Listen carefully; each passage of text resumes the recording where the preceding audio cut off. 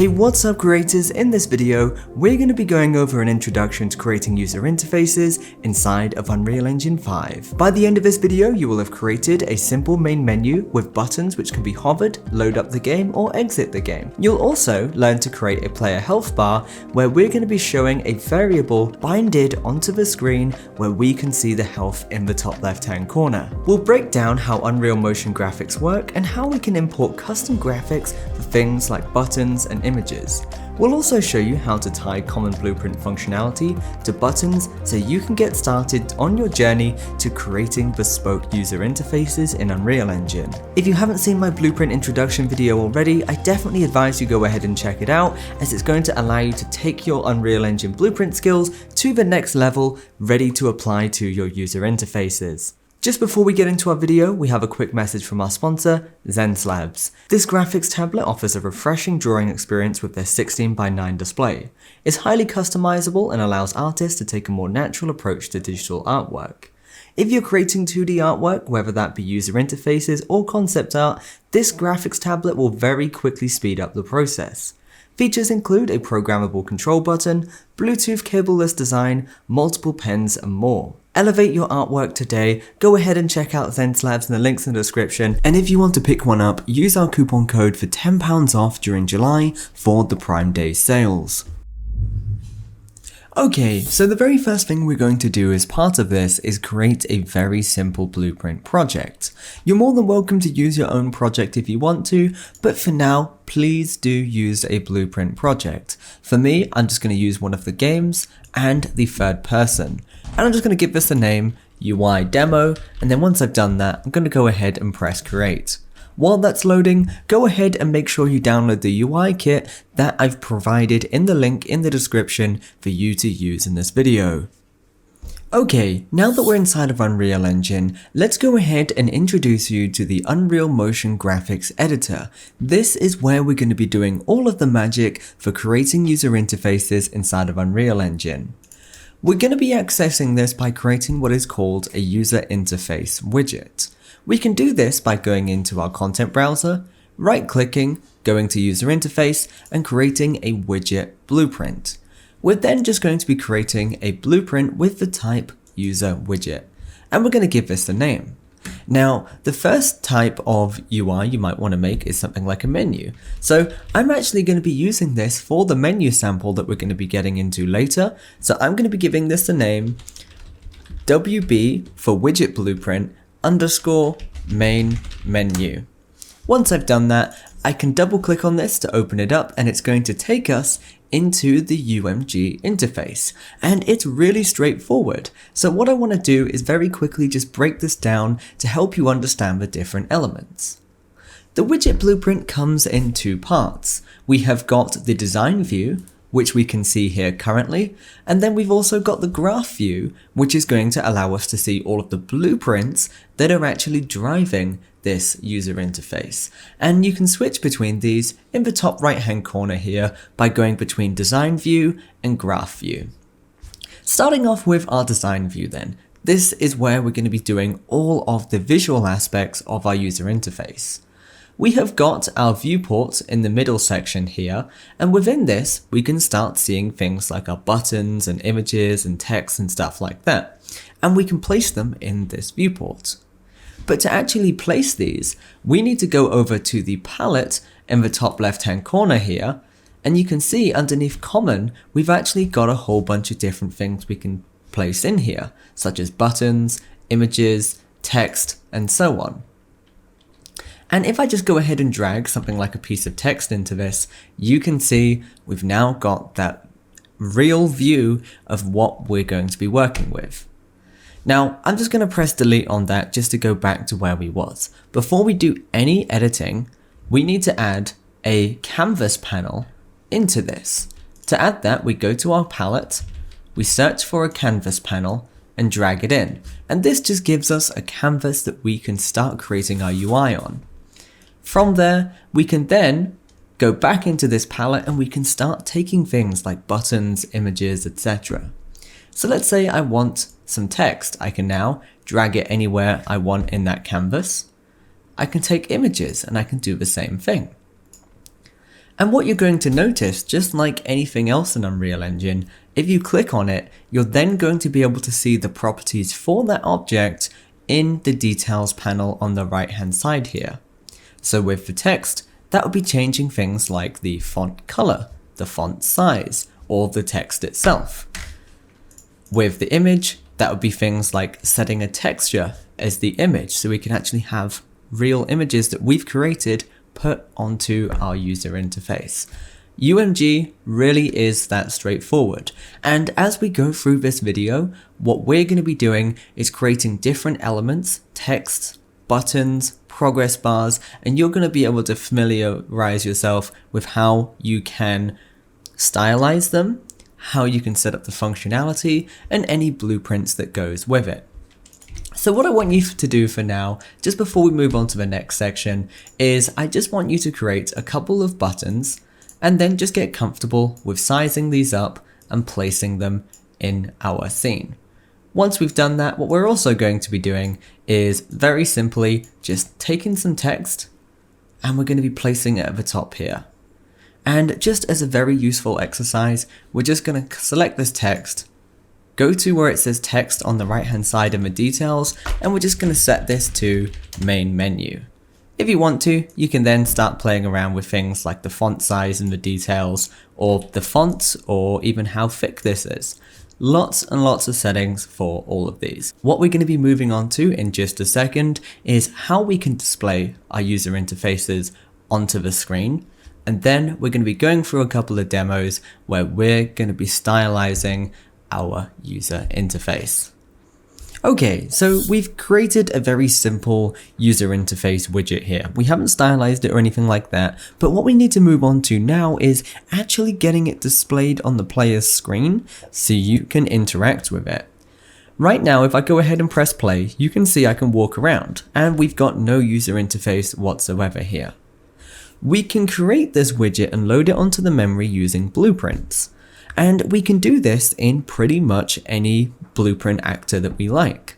That could be the main menu, that could be the character, that could be the level blueprint, it could be absolutely anywhere. If you'd like to learn a little bit about blueprints and the different places you can do that, be sure to go ahead and check out my blueprints video. The link for that is in the description. Moving on from there, what we're going to be doing is we're simply going to be opening up the level blueprint and we're going to be loading up this widget into the memory on our level blueprint. So go to this little icon here, open level blueprint, and then inside of here, what we're going to do is we're going to be using a node called create widget. And what this is going to do is simply take a widget class and load it onto the memory. It's not going to do anything else. So we can set the widget class by clicking the little drop down selection here and choosing WB_main menu. We also need an event to actually trigger this, and what we're going to be doing is just using the event begin play. You could do all sorts of stuff such as box collisions, overlap events, keyboard inputs, absolutely anything. The one we're going to be working with though is this begin play. So what's happening here is when the player begins playing, it is going to load WB_main menu onto the memory. But what we also now need to do is actually display it on the screen. To do this, drag out from the return value and type in and search for add to viewport. And what this is going to do is it is going to add this to the game's viewport and fill the entire screen. If I go ahead and press compile now, and then minimize this and press play, we can see we've got our user interface being displayed on the screen. It's as simple as that. And the process is exactly the same for heads-up displays, menus, or any kind of UI widget. Now, with this being said, you can see right now I can't actually click any of these buttons because I don't have a cursor. Displaying that is also easy. All we need to do is in that level blueprint where we just created this widget, what we need to do is get a reference to the player controller, which controls all of the player information. And with this, we're going to drag out from the return value and we're going to set show mouse cursor to true. And then if we connect this up to our execution line here, what it's going to do is it's going to show that mouse cursor as we trigger this node. And now if we go ahead and press play, we can see our mouse and we can hover over all of these buttons and we can click them and interact with them just like that. Now there is going to be an element of us needing to go back to the game at some points, which we will cover later on, but that is how we can display our user interfaces on the screen. With heads-up displays for player health and scores and that kind of stuff, that mouse cursor option is entirely optional. Now let's go ahead and move on to the next section where we're going to be showing you how you can take images for our buttons and backgrounds and actually bring them into Unreal Engine and set up our main menu. Okay, so let's go ahead and show you how we can stylize this main menu, and then in just a moment we're going to be moving on to showing you how you can set up some of the functionality for getting buttons to load particular levels, exit the game, and do all of that kind of stuff. In the link in the description, I have included a bunch of UI elements that you can use for stylizing this just for educational purposes. And inside of here, I've got things like a background, I've got a health bar, I've got some buttons, and we're going to be bringing all of these into Unreal Engine. If you have your own assets, you're more than welcome to use that. Taking these assets into Unreal Engine is really straightforward. All we need to do is in our content browser, we're going to right click and add a new folder, and I'm just going to give this the name UI_assets. We can import all of these assets by simply selecting all of them, dragging and dropping them in there. Unreal Engine is really straightforward when it comes to importing these assets. Now, with that being said, there is a couple of things that you need to do ahead of time. First things first, there is a particular set of file formats that Unreal Engine works with for UI. The best of which is PNG, as it allows you to have that transparency so you can cut out things like the edges so you're not relying on sort of white backgrounds in the background. In terms of resolution, you don't need to worry about going to the power of 2 or anything like that. Make these high resolution and make sure they come in and we can work with them. Now, of course, with Unreal Engine, you don't want to make these assets like 8K, 10K, 12K or anything like that because they're just not going to be able to be seen. But if you do build them with sort of 4K monitors in mind or 4K resolution of the whole menu, then you're going to have plenty of quality. So we know how to bring these assets in now. Let's go ahead and bring those into our widget. So double click on this to open it up. Let's start off with the background. To do this, we're going to go ahead and take an image and we're going to drag and drop it into our scene. Now, to assign the image to this image, what we're going to do is go down to Details, Appearance, Brush, and Image. And inside of here, what we can do is we can actually go to our content browser, select a particular image, and then press Use Selected Asset from Content Browser. And what this is going to allow us to do is set that image, and now we can rescale this, resize it, and we can change how this is going to look. Now, a couple of settings you might want to change. The first one is your anchor point. Your anchor point is where this is going to be moving relative to. If we always want this in the center of the screen, we're probably going to go up to the top where our anchors is and set our anchor to the center just like that. And now it's always going to move to the center. And we're going to be doing this with all of our assets. If you want something to be relative to the side, anchor it to the side. Really straightforward. So we've anchored this background, but now what you're seeing is everything is actually underneath this. And that's where we need to set something called the Z order. The Z order is over here, and we can set this to a value like -1. And what this is going to do is change the order in which our objects in this user interface widget are actually rendered onto the screen. Higher numbers being rendered last and therefore appearing on top. So what I can do now is I can actually take this background and I can place it behind my menu there. If I hit compile and then play, we can see we have got this. And what you're also going to notice is this background perfectly centered because we anchored it, But all of these buttons in the middle here, they are not, because we didn't actually anchor those. And that's why anchoring is so important. I'm going to delete a couple of these buttons and just anchor this first one here. And I'm also going to anchor the text. And I'm going to press compile. Press play, and you can now see that it's going to be dead on the center, and no matter what the resolution is of the viewport or the player's screen, it's always going to be in the center exactly where we want it to be. So that's how we can bring images in. Let's go ahead and take a look at how we can stylize this button now. To do this, we're going to click on our button, and again, details, and then style. Inside of here, we've got styling for normal, hovered, pressed, and disabled. The ones that we really need to look at is our normal, hovered, and pressed. So if I go ahead and expand my normal, I can actually put an image into this for our normal state. So with this, what I can do is I can select my button underscore normal here, and I can press to use selected asset for this. And you can see now our button now looks correct. What you might want to do is, if you have any kind of tint, you can go ahead and remove this by setting the tint value to 1, 1, and 1. And now it's exactly as it should be. And also make sure your draw as is set to an image as well, because that's exactly what it is.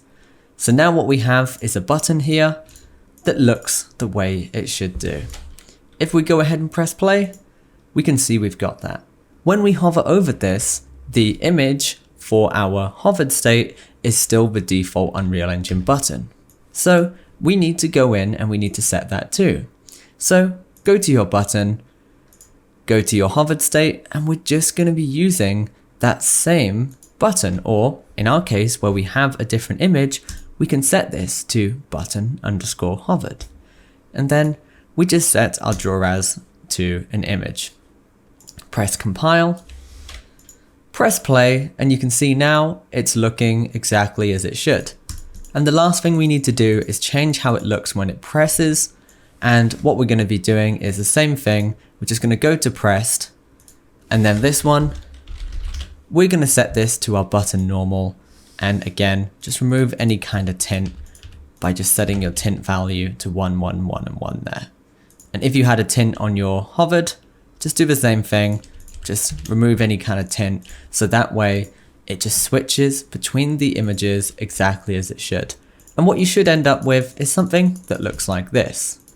If you're getting that little white outline there, that is because our image is drawing as a rounded box.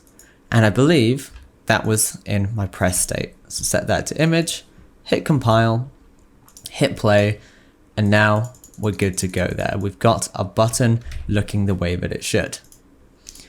So the last thing we're going to do with our button is we're actually going to put some text in it. And then once we've got the text in there, we can actually just start duplicating this button. To do that, we just take our text, drag it into our button, and you're going to see it's going to snap in there. And what I can do now is I can actually take this text, I can go to the details where it says text, and I can set this to anything I like.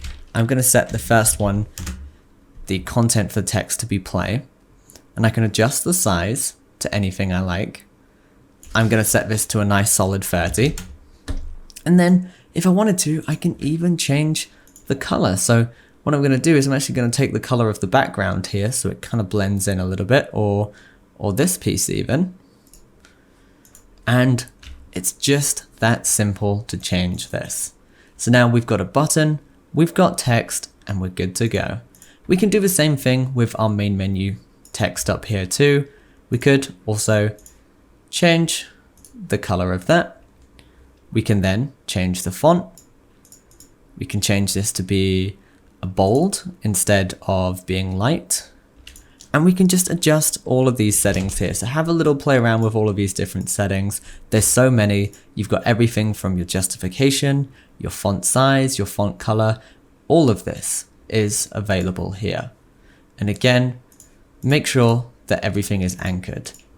If our text is parented to our button here, we won't need to anchor it, as it's just going to take the anchor from that. But what you should have now is if we go ahead and press play, we should have our main menu text there. We should have our button text there, and everything is looking really, really nice. What we're going to do just before we move on to the next section is we're just going to take this button and we are going to select it, press Ctrl C to copy it, and then Ctrl V to paste it. And we're going to do that a couple of times there so we have 3 buttons. We've got one button that says About. We've got one button that says Exit. And when we move on to the functionality side of this in just a moment, we're going to have it so your exit button actually closes the game and our play button loads another level. So go ahead and hit compile on this, press play, make sure it's all working, and what you should end up with is going to look like this. Let's go ahead and move on to the next section. In this next section, we're going to be taking our stylized and customized user interface, and we're going to be showing you how you can add the functionality to load a level when we press the play button, and we're going to show you how to quit the game when you press this exit button. As for the About button, we're also going to be showing you how you can load up another user interface widget to display another page if that's something that we wanted to do. So let's go ahead and start from the bottom with the exit button. The functionality for this could not be simpler. What we're going to do is select this exit button, and what we can do is we can create an event for when we click on this. So when the player clicks on this button, we're essentially just going to be triggering some blueprint code. Really straightforward stuff. To do this, if you go ahead and press this button, press on clicked in the details at the bottom and press the little plus icon. This is then going to take us into our graph view. And more specifically, it has created this node, which is called when the button is clicked. If we drag out from this, we can execute any blueprint code. In this instance, we're going to be executing the code which does quit game. And we can find this underneath game. And what this is going to do, if we have this connected and I press compile and play, we can see if I press that, it then quits the game completely and closes it. So if this is on PC, it's going to close it, even if it's sort of a packaged build. That is all we need this button to do. So that is the exit button, really straightforward. Let's go ahead and take a look at the play button.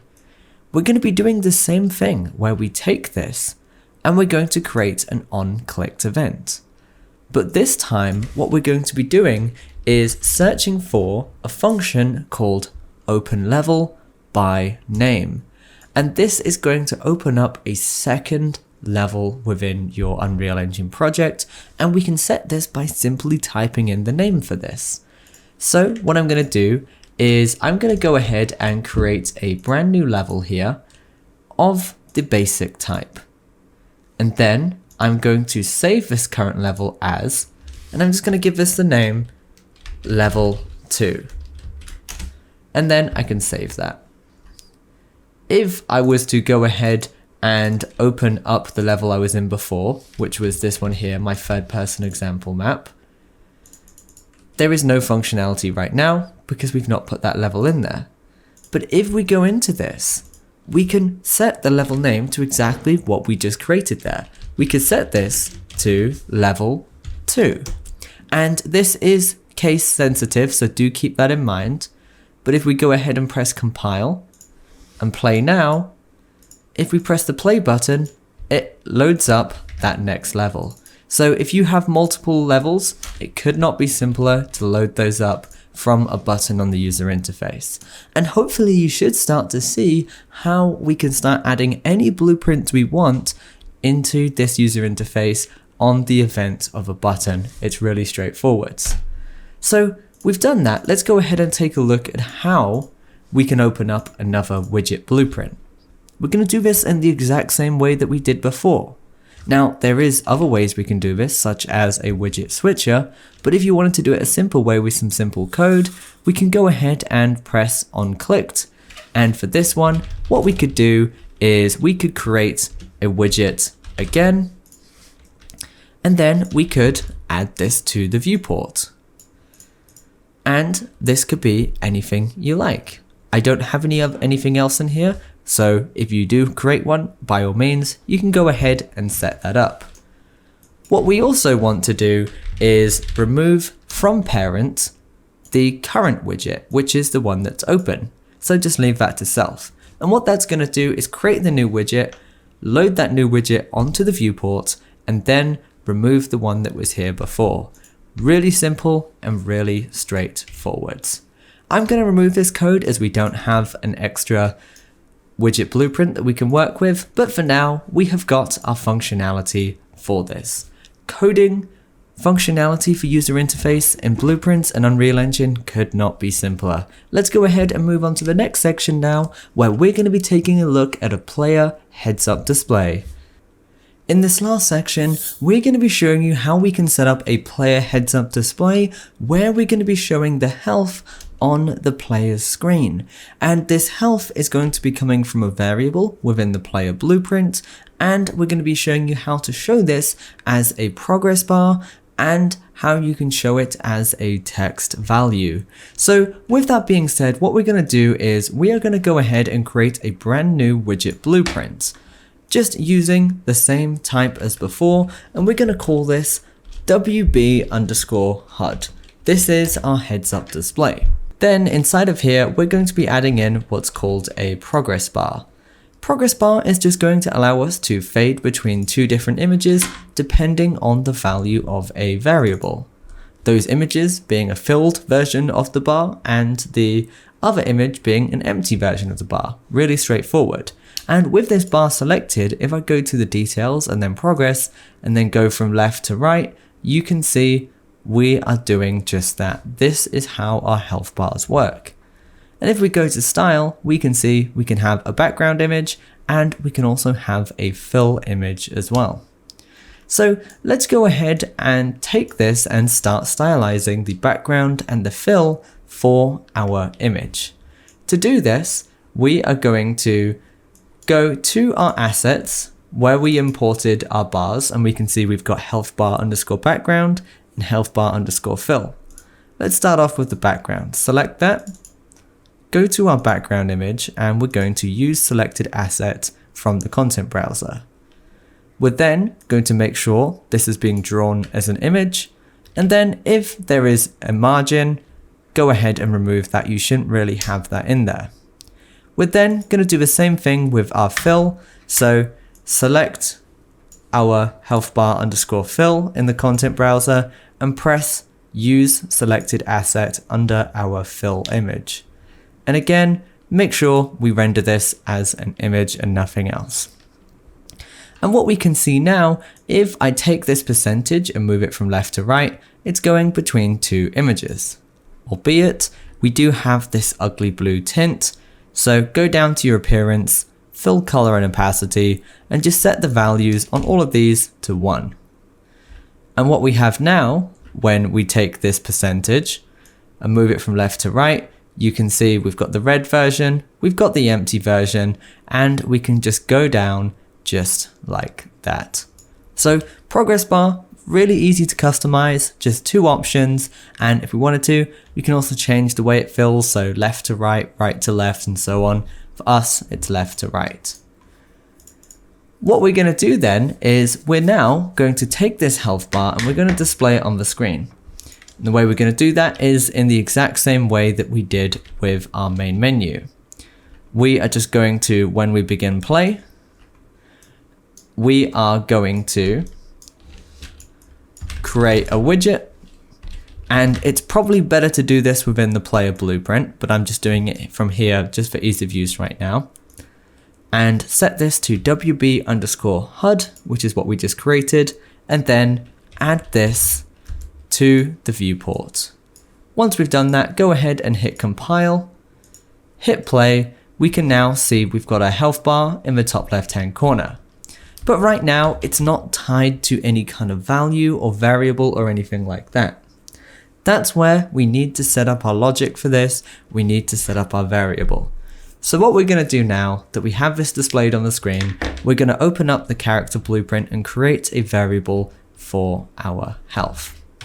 So that's the stylizing out of the way.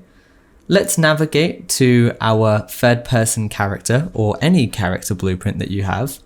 For me, this is content, third person, blueprints, and then BP underscore third person character. Inside of here, I'm just going to add a very simple variable called health. And with this, I'm going to be giving this the variable type, float, and then I'm going to press compile with the default value being 1. 1 being 100% of the bar being full, 0 being absolutely nothing. And what we can do from that, if we create any kind of gameplay system later on, we can just get this number to reduce, and this is our health going down. So we've got our health variable there within our character. Let's go ahead and open up our heads up display that we created and actually get these two to communicate now. The way we're going to do this is by opening up that widget blueprint again. We're going to select our bar, and just like we did to test it earlier to get that percentage to move from left to right, we are going to be creating a binding which is going to automatically update this value depending on the variable of something else. So I'm going to create a binding for this percentage, and we are going to need to communicate to our character, and the way we're going to be doing this is by casting to our third person character. So cast to BP underscore third person character, and then what we can do is as our third person character, we can get the value of that variable. So we can search for health, that's what we called it.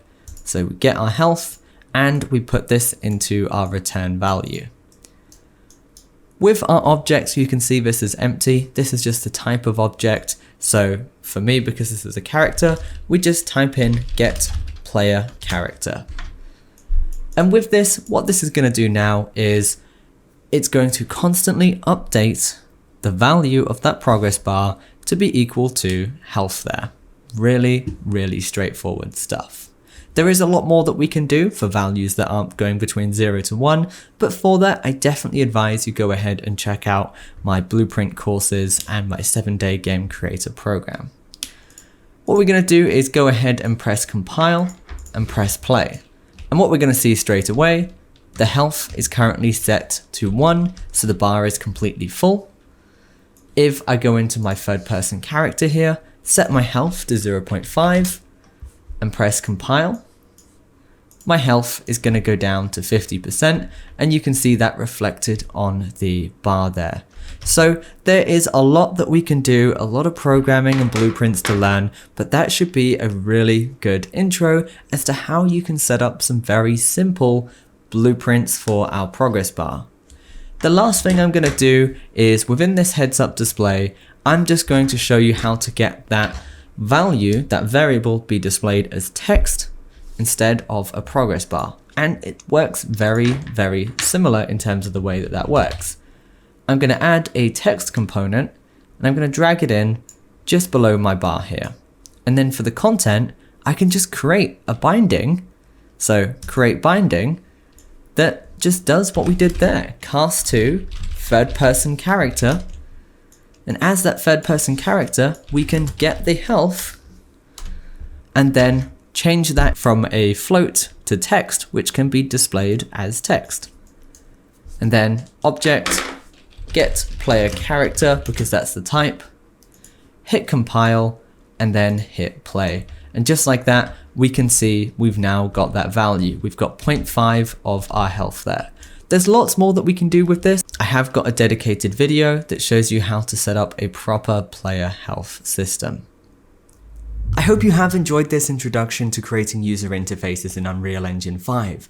There is a whole lot more to learn, but by now you should be on your way to creating interfaces using buttons, images, and other common components in there.